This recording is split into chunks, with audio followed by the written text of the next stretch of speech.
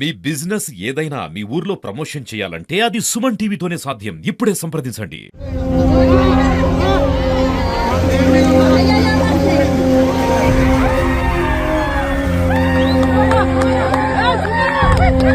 మొత్తం 4 రూమ్స్లలో 3 రూమ్స్ కూలిపోయినాయి.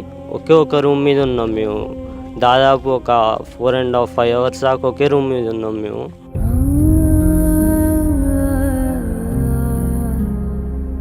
నీకు ఫోన్ చేస్తుంటే అసలు కొన్నిసార్లు ఫోన్ పోలేదు, కొన్నిసార్లు ఫోన్ ఎత్తలేదు. తర్వాత స్విచ్ ఆఫ్ వచ్చింది. ఇంకా తర్వాత వచ్చి చూస్తే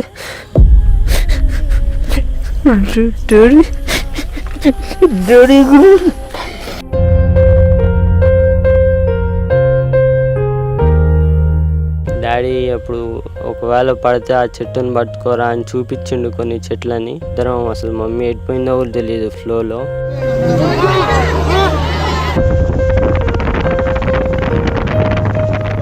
వాళ్ళది అన్నీ ఉన్న పండంటి కాపురం. ఆ కాపురం ఒక్కసారిగా చిత్రమైపోయింది. అసలు వీళ్ళ చదువులు అయిపోతున్నాయి, నెక్స్ట్ మా భవిష్యత్తు బాగుంటుంది, వాళ్ళిద్దరికీ జాబ్స్ వస్తాయి, నెక్స్ట్ మా మంచి రోజులు అని ఆ భార్యాభర్తలు ఎన్నో కలలు కన్నారు.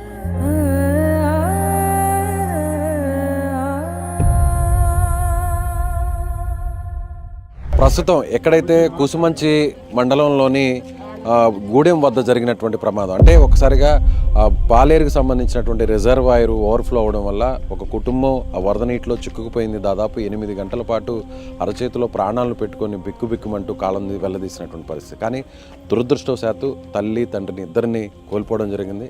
కానీ అందులో కొంత అదృష్టవశాత్తు మన ముందున్నటువంటి షరీఫ్ ప్రాణాలతో బయటపడ్డాడు. నిజంగా తల్లిదండ్రులు కళ్ళ ముందే కొట్టుకుపోవడం అనేది ఎవరికి కూడా జీవితంలో అలాంటి బాధాకరమైన సంఘటన రాకూడదు.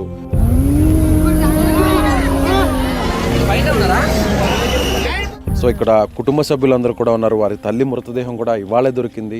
2 రోజుల కిందట తండ్రి మృతదేహం దొరికింది. ఇప్పుడు ఖననానికి సంబంధించినటువంటి ఏర్పాట్లన్నీ కూడా జరుగుతున్నాయి. కుటుంబ సభ్యులందరూ కూడా ఆ ఇద్దరు కుటుంబాలకి, షరీఫ్ వారి సోదరుడు కూడా బెంగళూరులో చదువుతున్నాడు, షరీఫ్ కూడా చదువుతున్నాడు. కానీ అనారోగ్యంగా ఉండడం వల్ల 2 రోజుల కిందటే ఇంటికి వచ్చాడు. అసలు ఏం జరిగింది? కానీ ఈ టైంలో షరీఫ్ని మనం మాట్లాడించే ప్రయత్నం చేయాలన్నా కూడా కొంత ఇబ్బందిగా ఉంది. కానీ ప్రభుత్వం వైపు నుంచి ఏం జరిగిందనే విషయాన్ని కానీ ఓపెన్గా చెప్పగలిగితే ప్రభుత్వం కూడా పూర్తిగా సహకారం అందించాలని మనం కూడా సుమన్ టీవీ తరఫున కోరుకుంటున్నాం. ఒకసారి మాట్లాడించేటువంటి ప్రయత్నం చేద్దాం. షరీఫ్, సారీ అమ్మా, ఈ టైంలో నిన్ను మాట్లాడించడం మాకు కూడా బాధగా ఉంది. కానీ కొంచెం ఓపిక తెచ్చుకుని అసలు ఏం జరిగిందమ్మా, ఎంత ఇబ్బంది పడ్డారు అడగడానికి కూడా నాకు కూడా చాలా ఇబ్బంది. అసలు బతుకుతారు అనుకున్నారా అమ్మా నాన్న? 12 దాకా మాకు హోప్ ఉంది, హెలికాప్టర్ వచ్చిద్ది అన్నారు. 12 దాకా మేము వెయిట్ చేసినాం. అప్పటిదాకా డాడీ మమ్మీకి హోప్ చాలా ఉంది బతుకుతామని. కానీ తర్వాత నుంచి కాల్స్ డిలే చేస్తున్నారు, కాల్ చేసినా లిఫ్ట్ చేయట్లేదు. ఇక మాకు హోప్ పోయిందన్నమాట 12కి.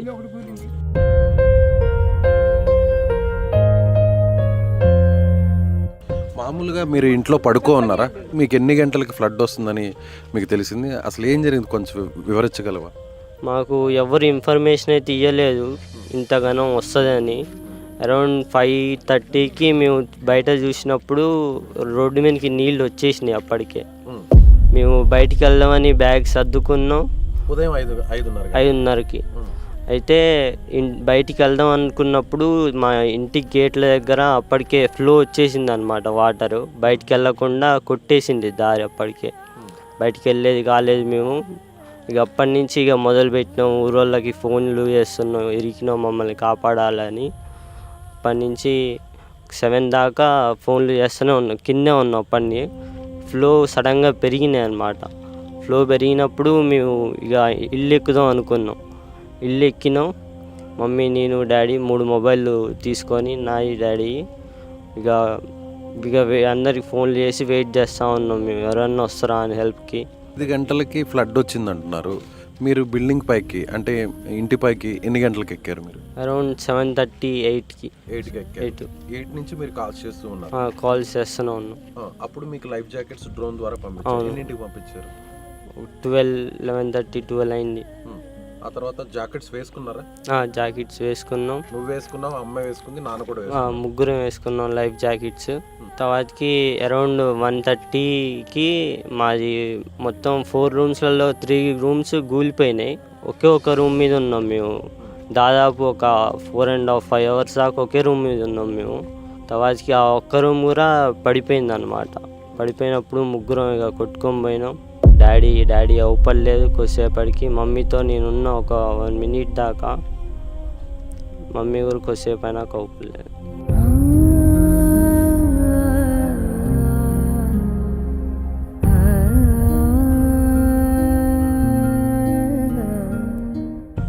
అమ్మ నీతో పాటే ఉన్నిందా కొద్దిసేపు కూడా?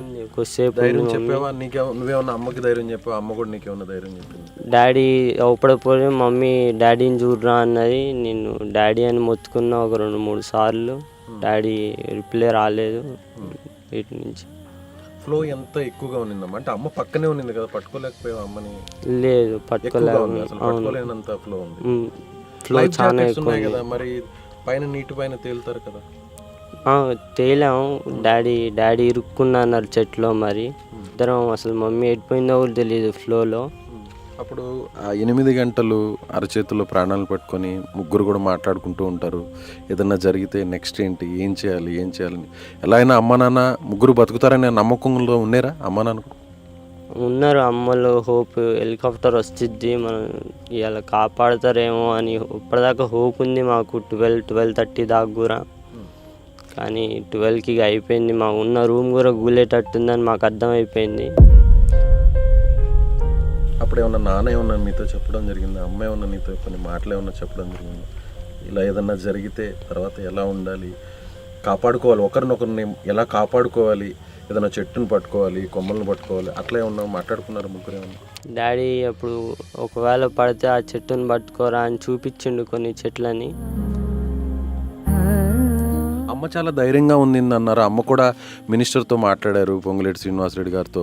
ఖచ్చితంగా హెలికాప్టర్ వస్తుంది, అలాగే మినిస్టర్ గారు కూడా ఖచ్చితంగా తీసుకొస్తామని హామీ ఇచ్చారు అని చెప్తున్నారు. అమ్మ చాలా ధైర్యంగా ఉన్నిందంట కదా చివరాఖరి వరకు కూడా? అంత ధైర్యంగా అయితే లేదు మమ్మీ చాలా భయపడుతూనే ఉంది పైన, మనం ఉంటామో ఉండమో అని. నువ్వేమనుకున్నావు నాన్న? నువ్వేమనుకున్నావు? బతుకుతారులే అమ్మ నాన్న అనుకున్నావా? బతుకుతానని అనుకున్నా నేను చివరి దాకా కూడా. ఇలా జరుగుతుందని జీవితంలో ఊహించారు ఎప్పుడైనా? నాన్న మంచి వ్యాపారం చేసుకుంటున్నాడు, నువ్వు బ్రదర్ కానీ నువ్వు కానీ మంచిగా చదువుకుంటున్నారు, ఒక మంచి పొజిషన్లో ఉంటారు ఫ్యామిలీ అంతా. అందరికీ నలుగురికి నేను ఇక్కడికి వస్తే అందరూ ఒకటే మాట చెప్తున్నారు, మీ ఫాదర్ అందరికి కూడా హెల్పింగ్ నేచర్ ఉన్న వ్యక్తి, అందరితో చాలా మంచిగా ఉంటారు, తన వర్క్ తను చేసుకుంటారు, మీ ఫ్యామిలీ కూడా మీరు కూడా అందరితో చాలా బాగుంటారు అంటున్నారు. కానీ ఈరోజు మొత్తం తలకిందులైపోయింది. ఏంటి నాన్న నెక్స్ట్? నువ్వు కోరుకునేది ఏంటి? గవర్నమెంట్ నుంచి కానీ, లేదంటే ప్రభుత్వం కానీ, లేదంటే ప్రభుత్వ పెద్దల నుంచి కానీ అసలు ఏం కావాలనుకుంటున్నావు? అంటే ఇలాంటి టైంలో అడగడం రాంగ్, కానీ ఎలాంటి భరోసా కావాలనుకుంటున్నావు? నాకు ఉండడానికి ఇల్లు అయితే లేదు ప్రస్తుతానికి. గవర్నమెంట్ నుంచి ఏదో కొద్దిగా సాయం అయితే ఆశిస్తున్నాం మేము. ఏం చదువుకుంటున్నాను? నేను BTech second year, BTech final year 4th year. నువ్వేమన్నా చెప్పదలుచుకున్నావమ్మా? నువ్వు ఊహించావా? ఎప్పుడు తెలిసింది నీకు ఇలా జరిగిందని? బెంగళూరులో ఉన్నావు కదా నువ్వు. నాకు నా ఫ్రెండ్ 10:30కి ఫోన్ చేశాడు, ఇంటికాడ పరిస్థితి బాగాలేదురా, ఒకసారి ఫోన్ చేయరా అన్నాడు.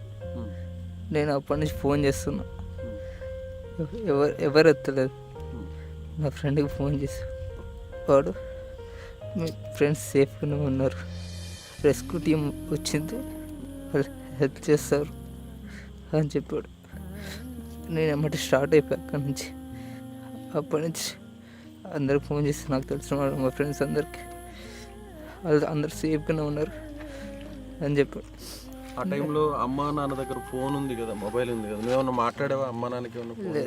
లేదు, నేను ఫోన్ చేస్తుంటే అసలు కొన్నిసార్లు ఫోన్ పోలేదు, కొన్నిసార్లు ఫోన్ ఎత్తలేదు. తర్వాత స్విచ్ ఆఫ్ వచ్చింది. ఇంకా తర్వాత నేను మా ఫ్రెండ్కి ఫోన్ చేసి సేఫ్ చేశారు, మంచిగా ఉన్నారని చెప్పి, తర్వాత నేను సేఫ్గానే ఉన్నారు అనుకున్నా. నేను మార్నింగ్ ఇక్కడికి 8 కల్లా రీచ్ అయ్యా. చూస్తే డాడీ డాడీ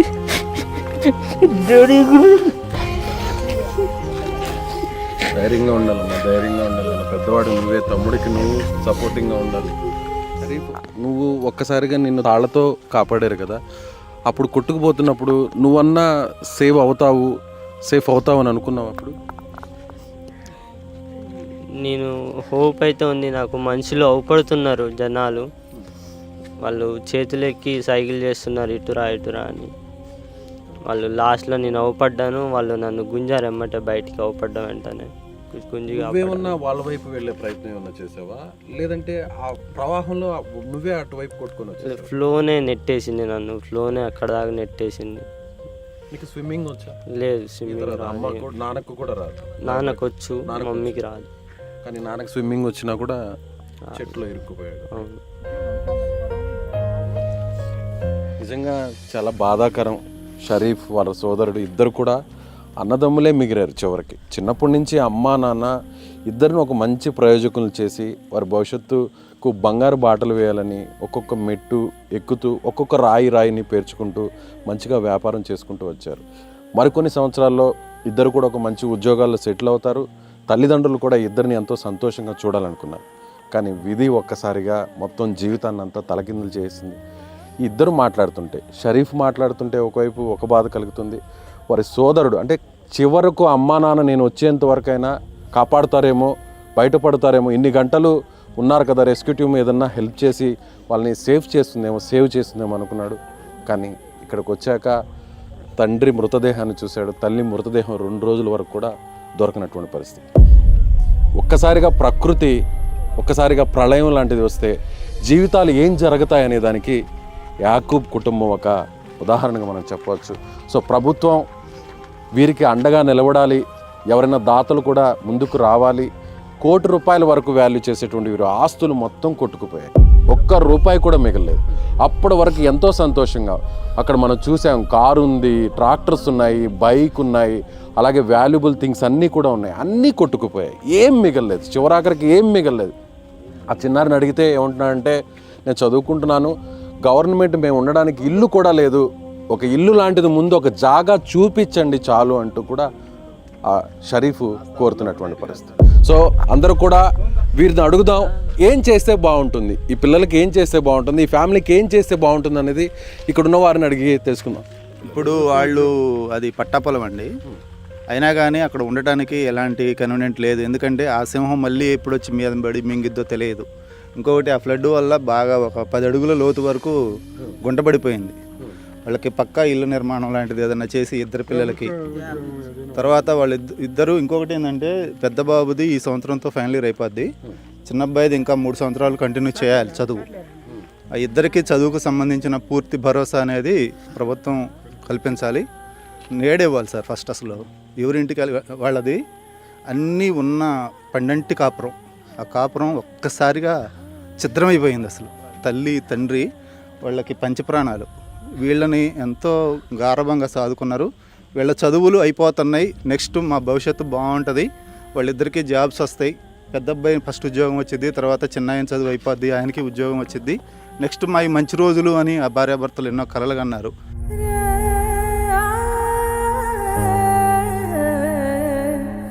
ప్రతిరోజు మేము వాళ్ళతో మాట్లాడుతూనే ఉంటాం. మా సొంత బంధువు, మా సొంత అన్నయ్య, మా వదిన. ఫైనల్గా ఏం చేస్తా, ఇద్దరికి ఏం చేస్తే బాగుంటుంది? ఇద్దరిలో కనీసం ఒకరికైనా షరీఫ్ని కాపాడారు స్థానికులు, షరీఫ్ని కల్పించాలి సార్. ఎందుకంటే విద్యార్హత ఉంది, ప్రభుత్వ ఉద్యోగం అనేది పెద్ద అబ్బాయికి ఇప్పుడు ఈ సంవత్సరంతో అందరూ ఇదే కోరుకుంటున్నారా? జాబులు రావాలా గవర్నమెంట్,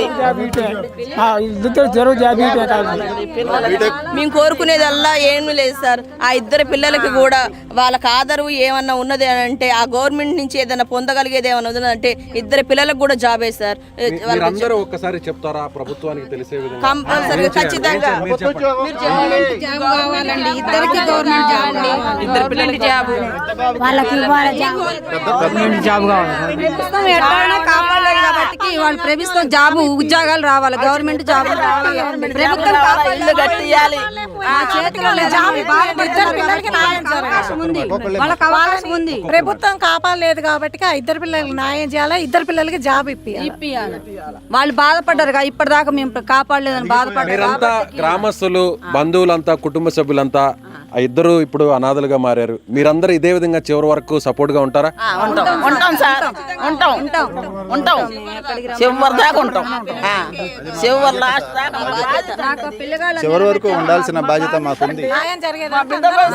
మా పిల్లలకి అండలేదు, పిల్లగాళ్ళు లాగమవుతారు. వాళ్ళకి ఏమి ఆస్తి కూడా లేదు, ఏమీ లేదు, ఉంటాను గూడు కూడా లేదు. కాబట్టి మీరు చేసే ప్రయత్నం చేసి వాళ్ళ జాబులు ఇప్పియాలండి. సో చూస్తున్నారు కదా వ్యూవర్స్, ఈ వీడియో చూస్తున్నటువంటి ప్రతి ఒక్కరు కూడా కింద వారి అకౌంట్ నెంబర్స్ని మెన్షన్ చేస్తాము, ఫోన్పే నెంబర్ని, గూగుల్ పే నెంబర్ని కూడా మెన్షన్ చేస్తాం. వారి చదువు తిరిగి కొనసాగాలి. ఆ ఇద్దరు చదువు కూడా బీటెక్ చదువుతున్నారు, ఇద్దరు కూడా 4th ఇయర్ తను చదువుతున్నాడు, పెద్ద అబ్బాయి అలాగే 2nd ఇయర్ చదువుతున్నాడు. ప్రాణాలతో బయటపడినటువంటి షరీఫ్ వీరికి చదువుకోవడానికి ముందు ఒక భరోసా కల్పించాలి. ఎవరైనా దాతలు ముందుకు రావాలి, అలాగే ప్రభుత్వం కూడా వారికి ఉద్యోగ అవకాశాన్ని ఏర్పాటు చేయాలి. సో ఇదే అందరు డిమాండ్ చేస్తున్నారు. మానవత్వం ఉన్నటువంటి ప్రతి ఒక్కరు కూడా ఇదే కోరుకుంటున్నారు. కట్టుబట్టలతో ఇప్పుడు రోడ్డు మీద పడిపోయారు. ₹1 కోటి ఆస్తి మొత్తం కూడా ధ్వంసం అయిపోయింది, మొత్తం నేలమట్టం అయిపోయింది. అప్పటి వరకు 12 కాపురంగా ఉన్నటువంటి ఆ కుటుంబం ఒక్కసారిగా విధి ఆడిన వింత నాటకంలో విచిత్రంగా ఆ ఇద్దరు బలైపోయారు. ప్రాణాలతో బయటపడినా కూడా ఎలా బతకాలి, రేపటి రోజు ఏంటి అనేటువంటి ఆలోచనే ఆ ఇద్దరి కళ్ళల్లో మనసులో మెదులుతుంది. సో గవర్నమెంట్ రెస్పాండ్ అవుతుంది పాజిటివ్గా, వీరందరూ కోరుతున్నట్టుగా, ఆ పిల్లలు కోరుతున్నట్టుగా పాజిటివ్గా రెస్పాండ్ అవుతుంది అనేటువంటి నమ్మకం మనకు ఉంది. అందరికి కూడా ఇదే నమ్మకం ఉంది, అందరికి కూడా నమ్మకం ఉందండి, అందరికీ ఉంది. మాకు పొంగులేటన్న వచ్చిండు, మాకు మా పిల్లలకి ధైర్యం చెప్పిండు, మాట ఇచ్చిండు, అదే ఖచ్చితంగా మాట మీద నిలబడతాడని చెప్పేసి మాకు నమ్మకం ఉంది సార్. ఆ పొంగులేటన్న ఈ పిల్లలకి ఉద్యోగం కనుక ఇస్తే ఆయన దేవుళ్ళలాగా తలుచుకుంటాం సార్. మేము ప్రాణాలు కోల్పోయినా కానీ, ఆర్థికంగా నష్టపోయినా, ప్రాణాలు కోల్పోయినా, ఇద్దరు పిల్లగాళ్ళకి కూడా ఆ పొంగిలేటన్న ఈ ప్రభుత్వంలో ఆ పిల్లలకి కనుక జాబ్ ఇస్తే ఇంతకు మించి మేము కోరుకునేది ఏమి లేదు సార్. ఆ పిల్లలు కోరుకునేదే మేము అది ఒకటి. చచ్చిపోయిన అమ్మాయి అర్ధగంట సేపు మాట్లాడింది పొంగిలేటిన అన్నతో, మా బిడ్డ, మా పెద్ద బిడ్డ అర్ధగంట మాట్లాడింది. తండ్రి అంటే చనిపోయినటువంటి సైదాబి వారి తండ్రి వస్తుంది బండి అన్నాడు. మీరు ఇప్పుడు పంపించారు, కాకపోతే వాళ్ళకి వాతావరణం సహకరించలేదు. వాతావరణం సహకరించకపోయినా సరే వాళ్ళకి జాకెట్లు వచ్చినాయి, డ్రోన్ కెమెరాలతోటి పవర్ బ్యాంక్ పంపించారు. వాళ్ళు చేయగలిగేంత వరకు చేశారు. మాకు వాళ్ళు చివరి వరకు ఎంత చేయాలో అంత చేశారు. తాత అవ్వగా మీరు చెప్పండి, బిడ్డలుగా చెప్పండి, మీ మనవాళ్ళుగా చెప్పండి, మీరు ఎలాంటి సాయం ప్రభుత్వం నుంచి? వాళ్ళకి ఇద్దరు జాబ్ రావాలి, జాబ్ గవర్నమెంట్ జాబ్, అలాగే చదువుకు సంబంధించినటువంటి ఆర్థిక అవసరం అనేది ఏమన్నా ఉంటే మీ దయ. వాళ్ళకి జాబులు, ఇల్లు నిలబెట్టండి. వాళ్ళు చెప్పుకునే పరిస్థితుల్లో కూడా లేరు. వాళ్ళకి ఇల్లు, ఇద్దరికి జాబులు. చనిపోయింది నా అక్క, నా సొంత అక్క. వాళ్ళకి ఏమీ లేదండి, వాళ్ళ అనాథలుగా మిగిలిపోయారు ఆ పిల్లలు. వాళ్ళకు ఉన్నదంతా అక్కడే పోయింది, వాళ్ళ అమ్మ నాన్నతో పాటు అన్నీ పోయినాయి. వాళ్ళకి ఇల్లు కావాలి, వాళ్ళకి ఒక గూడు కావాలి, వాళ్ళకంటూ వాళ్ళ కాళ్ళ మీద వాళ్ళు బతికే సాయం ప్రభుత్వం చెయ్యాలి. రైట్, ఇక్కడ అందరూ కోరుతున్నట్టుగా వీరిద్దరికి కూడా, షరీఫ్కి అలాగే యాకూబ్ కుటుంబానికి సంబంధించినటువంటి భరోసాని ప్రభుత్వం ఇవ్వాలి. ఖచ్చితంగా వారికి ప్రభుత్వ ఉద్యోగ అవకాశాన్ని కల్పించాలి. అలాగే కొంతమంది దాతలు కావచ్చు, లేదంటే ప్రభుత్వమే వారి విద్యకు సంబంధించినటువంటి ఖర్చునంతా కూడా భరించి వారి ప్రయోజనాలకు, అంటే కొంతన్నా పోయినటువంటి తల్లిదండ్రులను తీసుకురాలేం, ఆ నష్టాన్ని పోర్చలేం, కానీ జీవితంలో ముందుకు వెళ్ళడానికి వారికి ఒక ఆధారాన్ని కల్పించాలని వారి తరపున కుటుంబ సభ్యులు, వారి సన్నిహితులు అందరూ కూడా కోరుతున్నారు. సుమన్ టీవీ కూడా అదే కోరుకుంటుంది. ముందు వీరికి సంబంధించి మీకు ఒక అకౌంట్ నెంబర్ డిస్ప్లే చేస్తున్నాం కింద, అలాగే ఫోన్పే, గూగుల్ పే నెంబర్ కూడా డిస్ప్లే చేస్తున్నాం. మీరు నేరుగా వీరికి సహకారం అందించాలంటే ₹1 కోటి వరకు నష్టపోయారు, ఏం మిగలేదు. కాబట్టి వారి చదువు కోసం కాస్తంత మీ వంతు సహాయంగా మేము సైతం అంటూ ముందుకు వచ్చి వారికి చేయాల్సినటువంటి సహాయాన్ని చేయాలని సుమన్ టీవీ మనస్ఫూర్తిగా కోరుకుంటుంది. కెమెరామెన్ సాయితో విజయ్, సుమన్ టీవీ, ఖమ్మం నుంచి.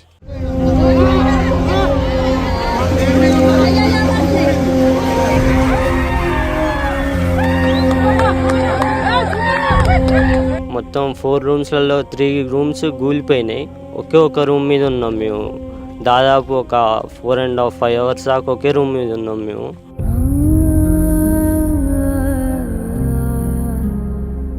నీకు ఫోన్ చేస్తుంటే అసలు కొన్నిసార్లు ఫోన్ పోలేదు, కొన్నిసార్లు ఫోన్ ఎత్తలేదు. తర్వాత స్విచ్ ఆఫ్ వచ్చింది. ఇంకా తర్వాత వచ్చి చూస్తే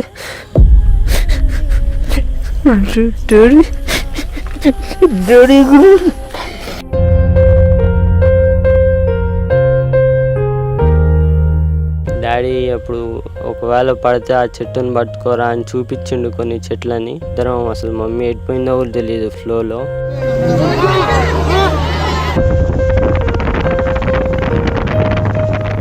వాళ్ళది అన్నీ ఉన్న పండంటి కాపురం. ఆ కాపురం ఒక్కసారిగా చిత్రమైపోయింది అసలు. వీళ్ళ చదువులు అయిపోతున్నాయి, నెక్స్ట్ మా భవిష్యత్తు బాగుంటుంది, వాళ్ళిద్దరికీ జాబ్స్ వస్తాయి, నెక్స్ట్ మా మంచి రోజులు అని ఆ భార్యాభర్తలు ఎన్నో కలలు కన్నారు.